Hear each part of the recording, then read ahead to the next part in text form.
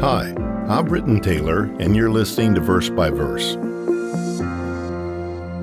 When I was a youngster, this was before I began to study the Bible, when I would hear the word fast, I would think speed.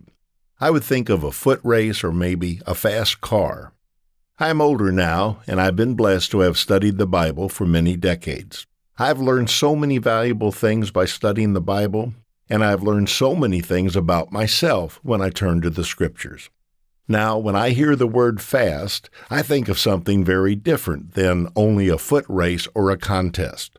Of course, the context comes into play, but added to my vocabulary is a definition of the word fast that I want to share with you today. For our discussion, the word fast that we will look at means not to eat. In fact, in Bible terms, a religious fast is to refrain from both food and drink. Normally, the duration of a fast is a day, 24 hours, typically from sunset to sunset. In particular, this is how the fast is done on the Day of Atonement. Those guidelines are mentioned in Leviticus chapter 23. Of course, there are other fasts mentioned in the Bible apart from the Day of Atonement. All of the fasts that are mentioned have several things in common. The one commonality we will look at today is the role of humility when one chooses to fast. Here is what Psalms 35, verse 13 says, "But as for me, when they were sick, my clothing was sackcloth. I humbled myself with fasting, and my prayer would return to my own heart." This passage sets a tone for how the spiritual tool of fasting can be used. Fasting is without question a tool that a Christian should use when he or she wants to draw close to God. When an individual fasts, being hungry is a part of the experience. Exodus 23 refers to fasting on the Day of Atonement this way: "You are to afflict your souls."